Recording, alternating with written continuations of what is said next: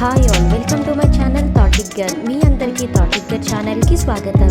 ఈ ఛానల్ మీకు పురాతన దేవాలయాలు, పురాణాలు మరియు పవిత్ర గ్రంథాలు, హిందూ ఆచారాలు, పండుగలు, పర్వదినాల గురించి మరియు ఈ ఆచారాల వెనుక దాగి ఉన్న పరమార్థాన్ని తెలియజేస్తుంది.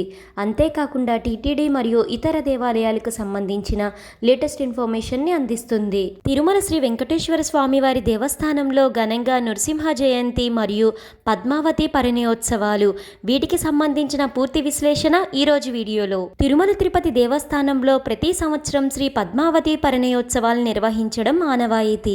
వైశాఖ మాసంలో వచ్చే మొదటి నవమి, దశమి, ఏకాదశి పర్వదినాలలో ఈ 3 రోజులు శ్రీ పద్మావతి పరిణయోత్సవాలను నిర్వహిస్తారు. ఈ క్రమంలో శ్రీ పద్మావతి శ్రీనివాసుల పరిణయోత్సవాలు మే 17 నుండి మే 19వ తేదీ వరకు తిరుమలలో ఘనంగా జరగనున్నాయి.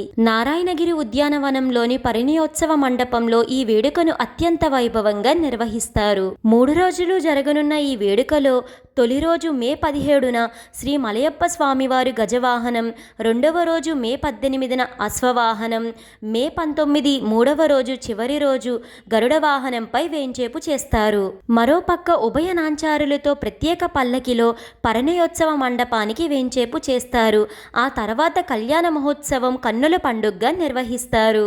శ్రీ పద్మావతి శ్రీనివాసుల పరిణయోత్సవం జరగడం వెనుక ఉన్న పురాణ గాథను తెలుసుకుందాము. పురాణాల ప్రకారం సుమారు 5000 ఏళ్ల కిందట, అంటే కలియుగం తొలినాళ్లలో సాక్షాత్ వైకుంఠం నుండి శ్రీ మహావిష్ణువు శ్రీ వెంకటేశ్వరునిగా భూలోకానికి తరలివచ్చారు.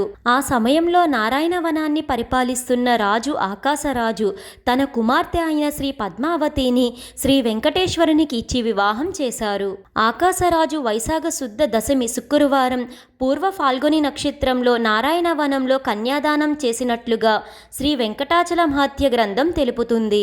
ఆనాటి పద్మావతి శ్రీనివాసుల కళ్యాణ ముహూర్తానికి గుర్తుగా ప్రతి వైశాఖ శుద్ధ దశమి నాటికి ముందు ఒకరోజు, తర్వాత ఒకరోజు కలిపి మొత్తం 3 రోజుల పాటు పద్మావతి పరిణయోత్సవాన్ని టీటీడీ నిర్వహిస్తుంది. 1992వ సంవత్సరం నుంచి ఈ ఉత్సవం జరుగుతుంది.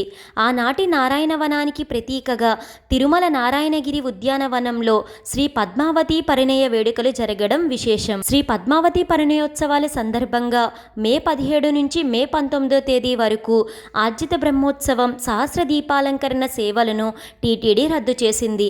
తిరుమల వెళ్తున్న భక్తులందరూ ఈ విషయాన్ని గమనించుకోండి. ఇలా అంగరంగ వైభవంగా తిరుమలలో శ్రీ పద్మావతి శ్రీనివాసుల పరిణయోత్సవం జరగనుంది. తిరుమలలో ఘనంగా నృసింహ జయంతిని నిర్వహించనున్నారు. ఈ నృసింహ జయంతికి సంబంధించిన వివరాలను ఇప్పుడు తెలుసుకుందాము. తిరుమల శ్రీవారి ఆలయంలో మే 22 బుధవారం రోజున నృసింహ జయంతి జరగనుంది. ప్రతి సంవత్సరం వైశాఖ మాసం స్వాతి నక్షత్రంలో నృసింహ జయంతిని నిర్వహిస్తారు.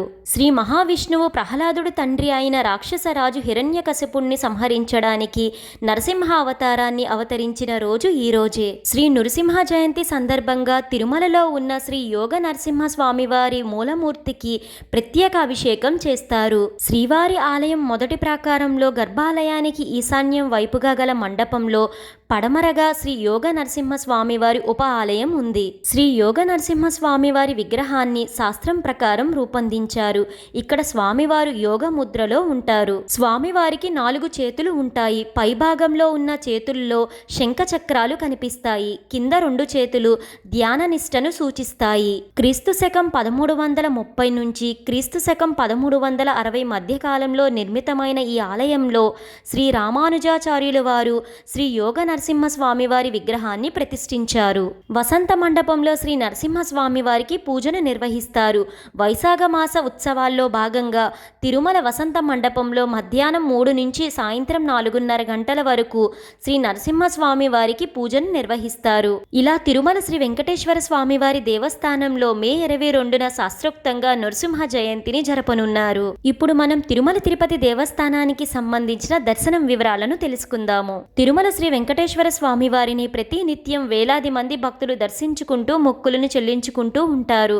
ఈ క్రమంలో నిన్న మే 8న 64,766 మంది భక్తులు దర్శించుకున్నారు. ఈ భక్తులలో 24,158 మంది తలనీలాలు సమర్పించి స్వామివారి మొక్కులను చెల్లించుకున్నారు. శ్రీ వెంకటేశ్వర స్వామివారి దర్శనం కోసం భక్తులు 4 కంపార్ట్మెంట్స్ లో వేచి ఉన్నారు. ఎలాంటి SSD టోకెన్స్ లేకుండా సర్వదర్శనం ఫ్రీ దర్శనం ద్వారా శ్రీ వెంకటేశ్వర స్వామివారిని దర్శించుకోవడానికి భక్తులకు సుమారు 8 గంటల సమయం పట్టింది. మే 8 బుధవారం కావున ప్రతి బుధవారం శ్రీ వెంకటేశ్వర స్వామివారికి సహస్ర కలశాభిషేకం సేవ జరుగుతుంది.